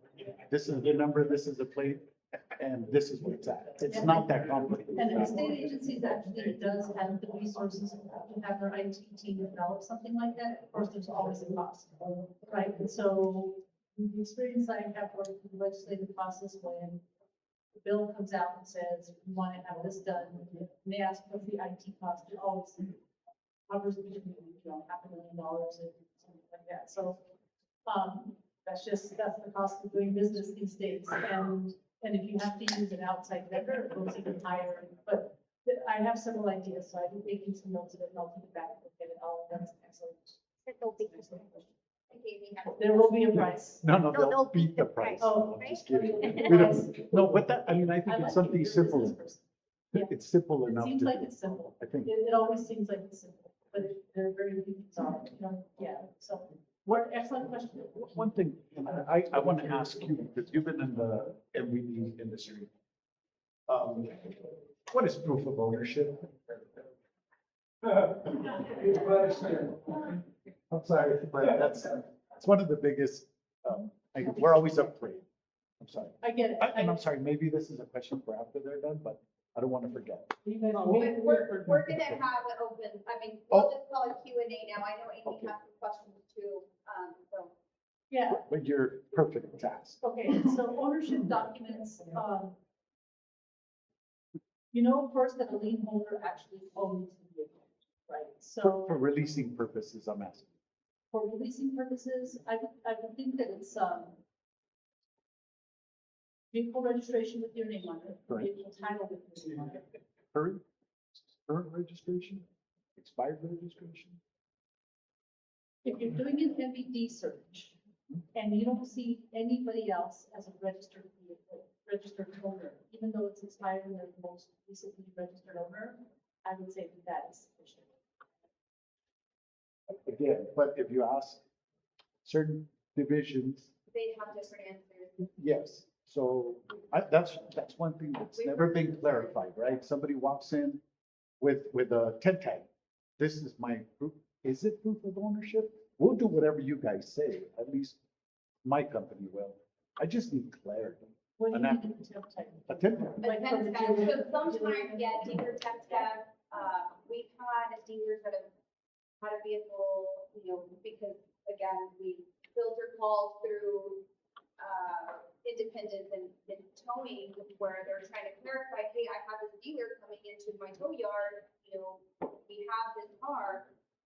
They have a title, it hasn't been registered fully into the dealership's name because it's only assigned, right, on the back of the title, can I release it? Or no title. No Or title at all. They yeah, walk in because with a it's 10 floor- tag, it's a floor plan, right? either There's so expired, many- current. Yep. They have another thing is that people walk in with an application of title, which they went, gave the MVD the title, they gave them the application, it's And they paid. haven't received the. They haven't received the title, Because it's mailed. correct, because now it's mailed. So now, do we want them to wait? So you probably know this better, right? Now that it's a mail, title, does the title actually show in the system? And you're just waiting for. If it's a title app, yes, it's already been processed. So I've actually told folks that is sufficient because it's being mailed, right? It's not gonna come in right away. We understand that there's, you know, a delay in getting the title, which was supposed to be, you know, oh, it's gonna be one day, but here we are, it takes about 3 to 5 business days typically for someone to receive their title. Banks take it when they're gonna pay out on a on a finance loan for a dealer, so that's what I went with when I said, yes, that should be sufficient. 'Cause there's about 5 or 10 things that people present to us, and we're just a little, at least, I want to know what's right, what you guys want us to release vehicles with. I would say that if it's, no, don't apologize. And one of the things that the Alliance did ask us for early on, and so did Amy, asked if we could just give a list of what qualifies as an ownership document.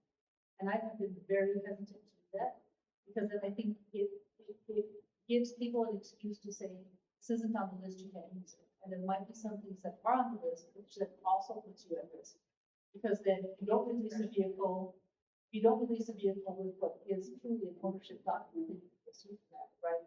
So I hesitate to do that, coming from the OBD world, when we had to come up with a list of approved documents to get your UID, for example. We did a lot, I was all over the state, I was talking to newspapers, I was on radio stations, I was at, law enforcement, meetings with loss control, loss prevention. We talked with banks, we talked with schools, we talked with other state agencies.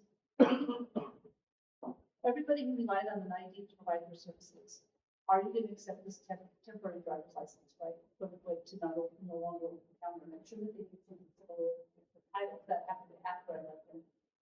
But so I hesitate to put all of those documents out there. So if you have questions, reach out to us. We'll give you advice that you can rely on. Okay, anything in writing though, because unfortunately our experience has been, so I would hesitate to put anything in writing, because it's not an official, it's dealing with a specific situation. I think there's still some research that needs to be done to clarify ownership. can we get in trouble for releasing a vehicle in property? Yes. Okay, so that's the clarity. If you release the vehicle to some, and we do have. Gray area, y'all. No, and that's exactly what it is. It's a gray area. That's why Yeah. I've asked that, and depending on who I talk, I get different, definitions, and it's like, it's one thing that's always been gray, and I mean, since this is our opportunity, well, I thought I'd ask. Perfect, thank you. I have this document from the PRC dated 2012 that specifically discusses what the registered owners, it says only registered owners can get towed autos back. And since no other rulemaking has been made on this issue, since the PRC has distributed it, this document stands. And it specifically says that a I got some glasses. No, but you see what I'm talking about? a purchase agreement is not enough. The PRC rules only allow the vehicle's owner, the owner's agent, the lien holder Lien holder of a stored motor vehicle that is not being kept for investigation to get the automobile back after paying proper fees and showing proof of ownership. Proof of ownership, the rules state, is a certificate of title or evidence of current registration with proper personal identification. Keyword there is current. So. So tech tech, is that the current registration? So let me tell you what I do, because the temp tag has a 30-day allowance for them to be able to transfer the title. And you have temp tags now that have their name on it, with the VIN number, with the current expiration date. I accept that as proof of ownership. But if they walk in with a typed title application, with no title number assigned to it, I do not accept that as proof of ownership. But if it has a title, like if I literally went to your service and said, hey, I need to transfer this title to my name, like when I got out. And it shows the title number, everything, we can send you the receipt of the title. We would send that because that's a government. Because that title application issued from NMD is an NMD document stating that title has been transferred to that owner. So So that's. that's, And what yeah, about- an acceptable What document. about a title that's been signed on the back as a Okay, note, like they so it says on here that they have to take that to the motor vehicle department That's what I'm saying. and put it in their name. Yeah, they, So it says that, you cannot do it on a signed once you are the title. investigator, tried to force us to release two vehicles See how- that were not advanced. And they would not let us, they would let us do it.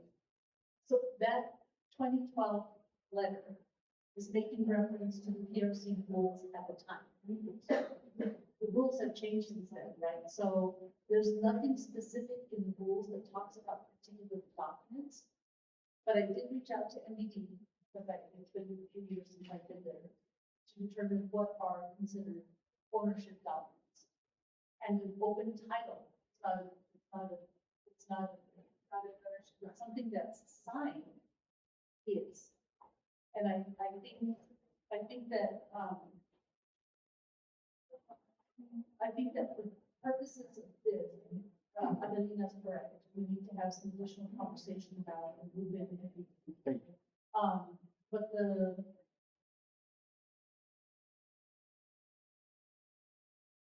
Trust me, if you're taking documents at face value, because we do this all the time, even at DOT. We take documents at face value. And if I have a title that is your name, and as the seller you signed off, and as the buyer I have signed off, that to me is sufficient proof of ownership, even though it's not registered. regardless of the time, if you bought this vehicle 3 years ago, you have not changed it or registered it, it was signed over 3 years ago, would you guys consider that? to And you be- were doing a motor vehicle check as part of your requirement for a non-consensual tow, correct? Non-consent, so you bought this car 3 years ago from her, she signed it over to you 3 years ago, Yes. and you were driving the vehicle currently, you get it impounded, and you walk into my office with a 3-year-old signed over title. I don't care what you, like, whatever, if you say, go for it, release it, we'll release it, I don't wanna hold the car, I just wanna know what the procedure is. No registered. But when you run over verification on that, the MPD will come back and whoever's on the front of that title as being the actual physical Right. owner. But that's And that's where exactly, we get two different. but here's the thing, the document that Armando just talked about is exactly the document you would take to MD to transfer. Yes, the ownership. title application form, yes, because that would be a process through the DMV and they're waiting on the title.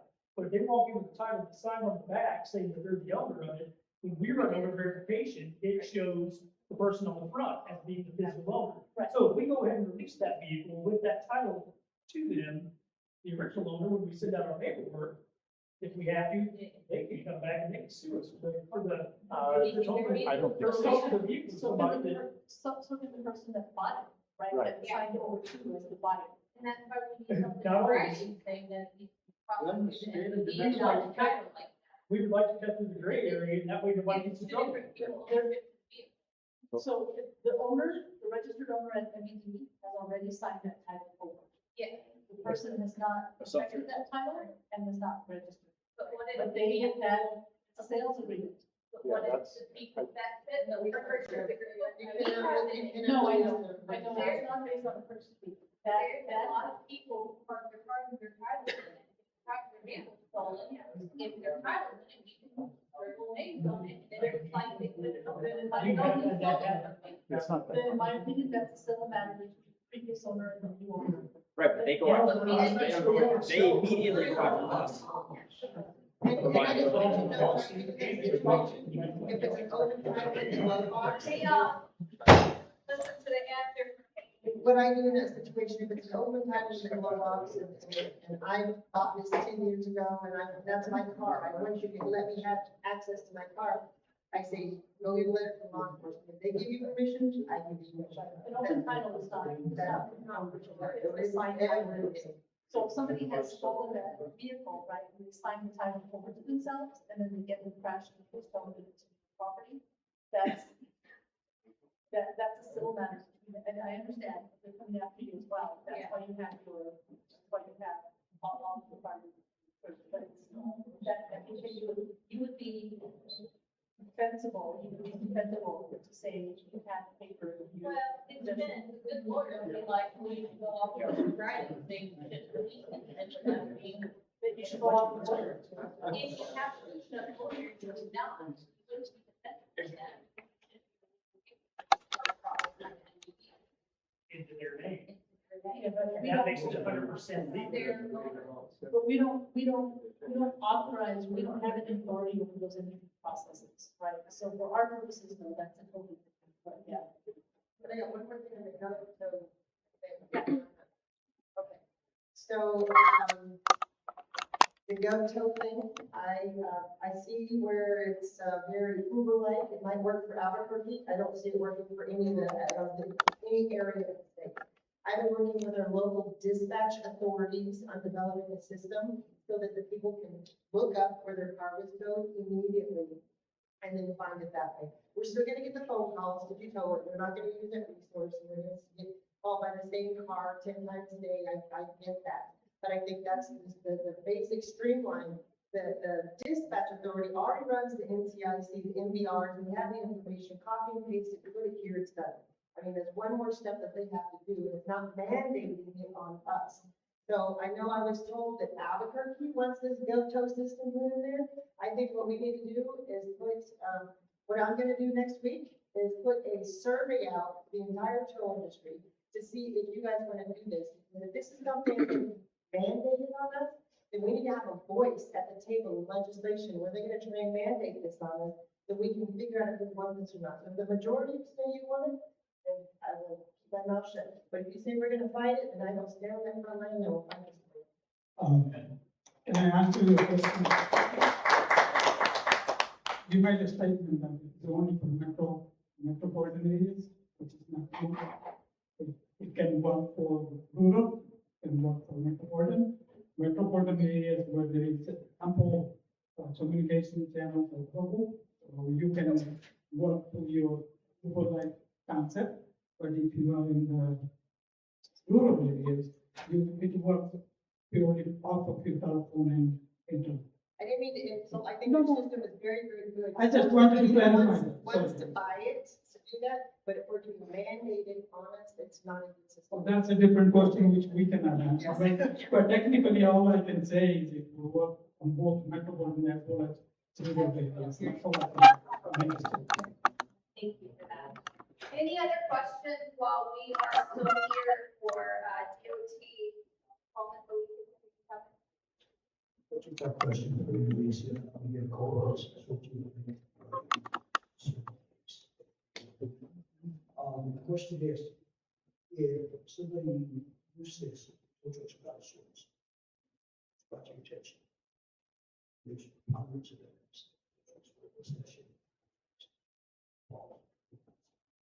Your department requests that.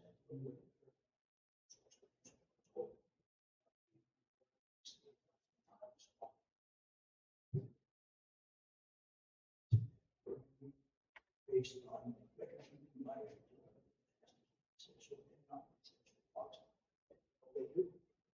Absolutely regulate, tolls for hire. So I think that's the information that we've given you today. We've been very consistent, across the board. And beyond that, I don't think that this is the appropriate venue for us to have this conversation. No, it's just not that exclusive. This is not the appropriate venue for us to have this conversation. I mean, I will ask you to intervene. We can have a conversation.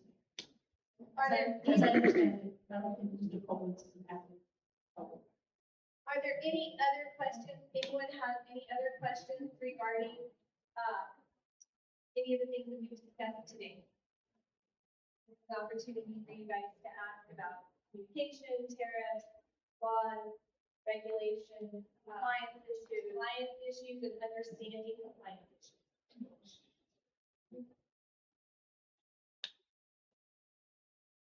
I think it might be good if we investigators like Brandon or Hamburg, investigations, also pattern safety.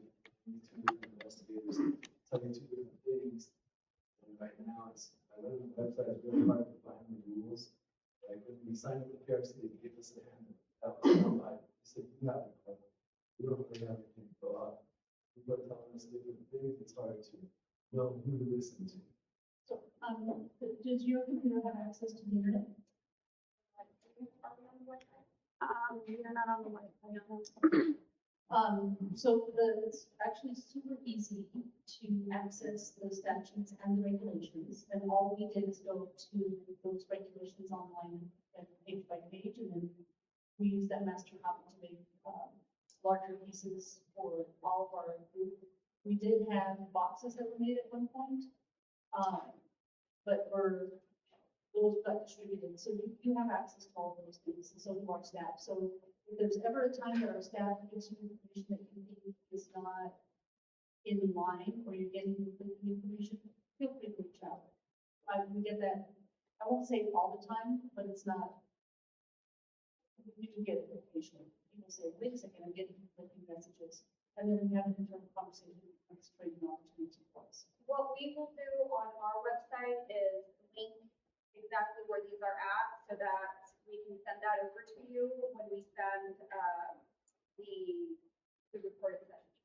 What I will say about it, though, is the State Record Center and Archives changed their mechanism for how to access the rules. And so you have to go in, you used to be able to go in and just print up the entire title 18 all the way through. Now you have to go in section by section, and it offers two options. It offers the HTML option and the PDF option. And so it just, you have to go into each one, and it's cumbersome. That's not our system, that's the State Record Center and Archives, and we've given them that feedback. It's hard for us to even do our own research. But that's out there. But like, when you investigate, it's gonna be nice to just have a paper copy, that look, what everything's on. All on the same page at the same time. Yeah, I agree with you, and I will also say that, there are times that they say, well, this is a violation of 18.3.12.20. Well, 18.3.12.20 has several paragraphs, and so I want to know, tell me exactly which paragraph, tell me exactly how this is a violation. And so I think that level of clarity is also important to talk with you guys about. So, I'm not at all opposed to getting calls directly from you guys for us to ask those questions, because it becomes a little more. And there are some times that I don't know and I have to go. But yeah, you have the ability to do that exactly. Other questions? I'll talk about it. I just had a question. Do we have any time frame on the tariffs? We're talking about an economic. So, I believe the state's having a hard time finding one. We are having a hard time So, finding. can we ask anybody around here that, what kind of economics we need to go over this? Do they got to be state certified? What, So we just need an economist, that's all. And Somebody breathing and willing to do the work. Yes. So if anybody I here mean, knows cost of any doubles since economists, last time we please did reach the out tariff. to us. It's really We expensive. can share it. And then you got the fuel on top of that. No, I don't disagree with you. I agree with you 1,000,000%. I am 100% behind you guys and the terrorist commission. So how do we fast track that and get it back? I can fast track it. Right now, we can- So, Yeah, that's what it for our own, for good. Well, we still, depending on what you're asking for, we will either approve, or if it's something that seems outside of what has been previously approved, depending on what you're looking for, we may ask for an economist's input. We have an agreement with the PRC, their economist has agreed to, on a case-by-case basis, look at things that we refer to her. We are not her priority. All of the PRC, work is her priority, so sometimes it's really delayed. That's part of what happened with the Tucson and also AV. But, yeah, I think our next steps, if we're, like I said, Adelina gave me a lead on Thursday, that I'll follow up on Monday, and hopefully we can do something quickly with that. I can't give you a specific time, I'm sorry. But some are approved at this point. Some So are, they are getting that. some are approved. So we'll go to the email and kind of look at what those guys that did get approved. You can definitely do that. That would work. We're trying to stay pretty consistent. Like I said, we did approve, in error, for 3 folks that were trying to scale back, and we have the authority to do that. But yeah, there was somebody back there first. So what about the final approval of the new rates? Will it be obsolete when the new come out? We'd have to look at that on an individual basis. We know for sure that there's one company that was approved by PRC that has very, very high rates. That I don't necessarily think are appropriate, but we'll have to see what actually comes out in that statewide rate. If somebody has current tariff that is above and beyond that, I don't know if we would ask them to come into compliance with the statewide rate, or if they would just be, have a new approved tariff specific to that. I don't know. There are options, and we would work with that particular more carriers to make sure that we're doing what's in the best interest of the state. Well, if they approve them, why don't they just go across the board and say this is the new tariff? I mean, That's not how it works. yeah, it should. On one level, yes, on others, no. I know there was a question earlier about, some law enforcement agencies still requiring them to follow certain tariffs, that the PRC had. And even though they were approved for an increase, they're not allowing them to do that. Is there anything that they can do or that your department can do to ensure that those law enforcement agencies, I don't know, respect that? I believe it's Santa Fe PD will not allow them to charge their approved tariff. They can only have the state approved tariff for Santa Fe PD and Las Cruces. And We don't have, we can have conversations to find out, what the reasoning is and maybe kind of reach some sort of middle ground. And we might ask some of your group to accompany us on that. But they have full authority over the that's outside of our control.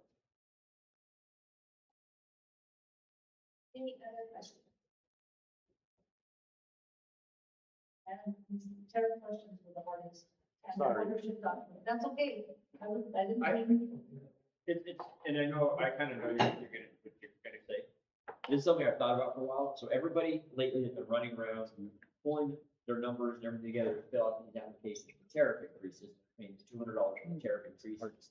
More than likely down the line, there's gonna be a state mandated one to do the replacement original.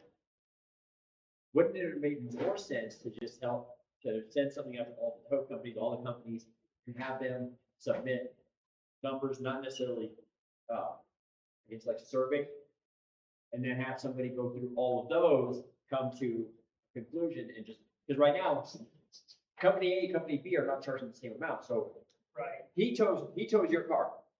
You come get it. You pay him. It's been in his yard 1 day, whatever that total stuff, boom. Now, next day I tow your car for whatever reason. You come to me, my rate is either lower or higher. And now I gotta argue with this person and explain to them that, well, we all have different tariffs. Yeah, I agree. And The thing is that we're the ones that have to argue with people. Same thing with the proof of ownership. so you know, If I give a car to some guy, and it turns out that he stole it from his grandmother. Now I got the grandmother and the brother in my office, literally everybody and their grandmother.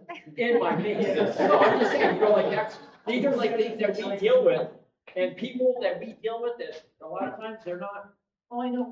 cordial. I know, because they end up calling us. You get paid an admin fee to get stabbed. Yeah. Huh? Did you get paid an admin fee to get stabbed? Yeah, is there a stabbing thing I can add on there? Hazardous fee. So I know because they call us too, when they complain about, oh, you each have your own return. So I'm just saying, that would have been, I agree, and that's exactly where the Alliance came in, and they submitted a white paper that had requested tariffs that would replace the statewide tariff.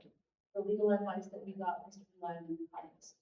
Because it's taken us so long to get an actual economist, we have a couple of other options available to us. Like I said, I'll reach out to the lead that we have on Thursday. The second thing is we can potentially put tons of pressure on our campus to have our economists actually, DOT economists, stop thinking about how much money they're collecting on excise tax and all those other things to support our DOT projects. And ask him to put pressure on our economists to actually do us the services that we need, that's the other option. And if all of that fails, then I think we talked about a lot of different ways to take the white paper that the Alliance has already given us and just make some consider common sense approach and to engage with all to make sure that we're settled on something that is agreeable to the entire industry. And the white paper, I don't remember, I wrote it on what the details of everything that's in there. But I don't know that it took into consideration all of like urban and rural and the going out. In route, All of that sort of stuff. Because we get that in Santa Fe too, because yeah, I go 4 miles to get a Santa Fe PD call, but I can go upwards of 25 miles to get a sheriff call. You know, I mean, so it's not just rural areas, I mean, even in town, you know, if you're on the sheriff rotation, you're going from one end of Santa Fe to Madrid, Yeah. Right, and it, you know, that's, County, the other, yeah. and you're just eating that cost. right, and that becomes super, super tricky because then all of a sudden you have to check a box. Was this city, was this county, was this above 5 miles, was this below 10 miles, then it becomes cumbersome. So, you know, I don't know if part of the conversation is just turn that into cost of the tow, and hookup fee. And maybe that's the way to do it, so that you don't end up being, I mean, I think part of what I heard Mr. Hall say is trying to avoid over-regulation, right? I think that that's, Or even a fuel surcharge, anything over you guys have. X amount, I'm talking for the non-essential, is it on there? Yeah, okay. I think so. Yeah, there is. I think the fuel Is it- surcharge is on the month. Maybe that could apply, I don't know, And then we need to figure out how to make sure that that is. over X amount of miles, Right. And like $10 we need to surcharge. make sure that what we would like to do is ensure that that accommodates every time that the fuel charges go up, like they are now, but when they go down, so it's protecting. Right, because we all know, we're still paying X. But It's you- okay though, $10. because when the fuel goes down, our insurance is gonna go up, it's gonna climb out, it's gonna be perfectly timed. There's already something in place for that, just so you know. Yeah, Yes. so there's not, it goes up and down. You have to calculate it, so it's already there. Right.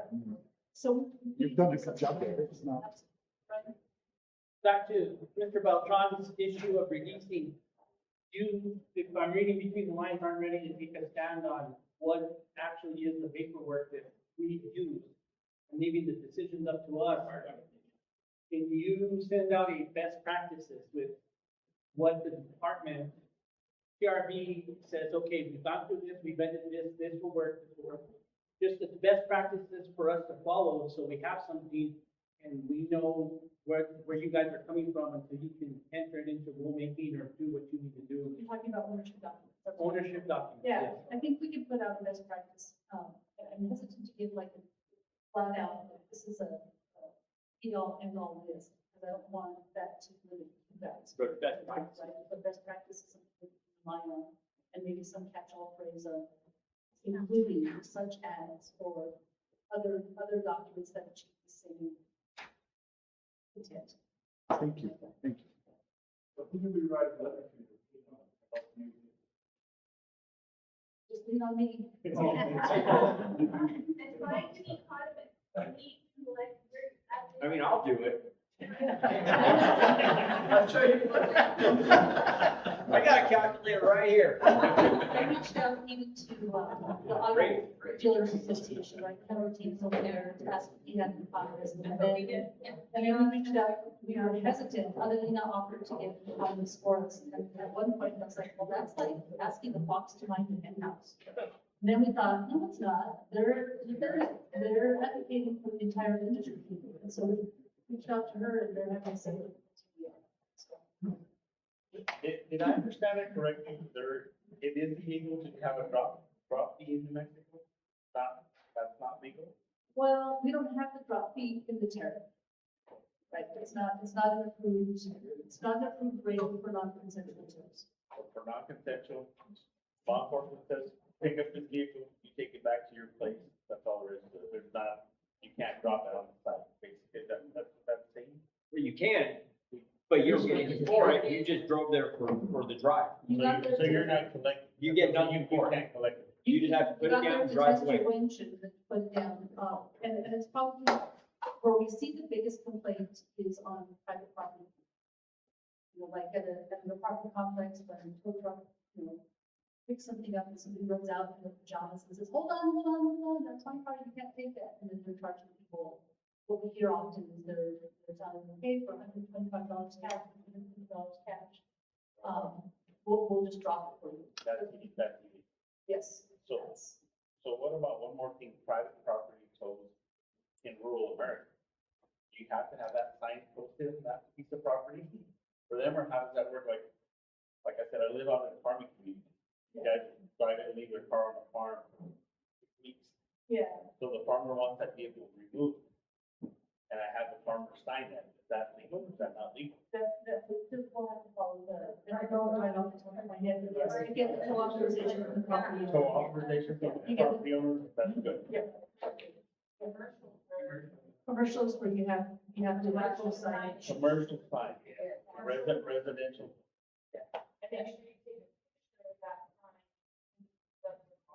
Yeah, that, and make sure that the date stamps are correct, because there's some rules that talk about like the time of the photo that you take before you tow it, and after, like, there are all kinds of things, and I can tell you, some of our investigators are really attuned to that kind of stuff. Yeah, we learned about the, commercial property because we wanted to have,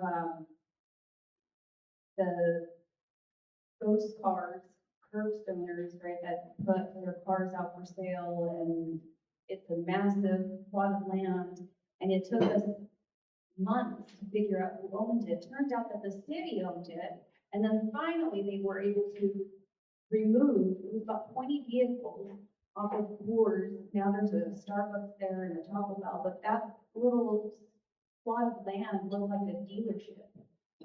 And there was a gentleman that would literally sit out there, and the residents had already complained about this person being there. So we were trying to figure out, well, who owns it? Finally, TLC realized, oh, city owns it. So that was a work in progress, but they now put signs that you can't park there, you can't park vehicles there. But now there's another section, they moved down to, Coors Maraná, and there's cars out there. But the property owner there allows them. So I can't use you guys to remove them.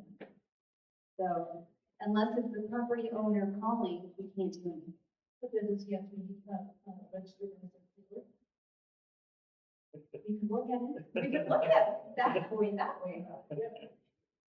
have one more problem that hasn't been addressed yet. Oh, Okay. It's a complicated problem. So more frequently, what I'm running into is we impound the vehicle, we run our MVR, we send out our letters, it gets abandoned, we take all the paperwork to motor vehicle, and they switched owners a week before we took the paperwork. This is becoming a problem, and so right now, we just have to restart all the paperwork all over again. They are doing this to weaponize against us, they're not actually doing it for the purpose of getting the vehicles out. And I haven't been able to think of a solution of what we can do to fix that, because they need the right to be able to transfer it to their name so they can get the vehicle, but yet when it still gets abandoned, it's kind of defeating the purpose, is resend all the letters, you're waiting another 70 days and all of this. And I see this with border patrol impounds more than anything. So, I'm just giving you this problem to ponder about because I haven't thought of a solution in it. But just know this is in the background, that it's something that needs to be addressed. and I think that's probably a conversation for us to coordinate. I don't want to push it off to them, because I don't know yet if it's 100% theirs, and we don't have authority, because it's not a citizen group actually total. It might be from storage, but all of that transfer of ownership is Latin in this world. So we have a couple things to talk to them about, ownership documents and I think that you had mentioned that to us before, but I wasn't quite wrapping my head around it. Now that you said that. Okay. I do think it would be a good idea to stick with NMDOT and DOT, because what constitutes the ownership document to us is completely different from the things you just did. So I think it would be good to get in front of them. Excellent, thank you. I like collaboration. Any other questions? Just real quick, back to the drop, like, you look, you went there and looked it up, drop this, like, look, you know, mileage. The hookup fee requires, hookup in first mile. So there is no such thing as a drop fee. I know that a couple of people have described to me and explained to me, I understand the purpose of the drop fee, you get all the way out there, right? So we'll get up and then they ask you to drop it, that's, I get it. I don't know what the best mechanism is to make sure that you guys are helping. Oh, we have to find that. But yeah, hookup and first mile, those are both together, you have to do it, it's not. In order to charge you. I would hope. So I'm just envisioning that. I'm just envisioning that there's gonna be like outside certain apartment complexes a mile away, there would be that toll that certain curbs to bring all the people. Yeah. I just can't thank you guys again enough. I really appreciate it. Like I said, the most difficult questions were these last about ownership and tariff, and even that they're not so horrible. So I don't feel too bad that I didn't want to super hard. Thank you. Thank you for opening the door. Absolutely. Yeah, thank you.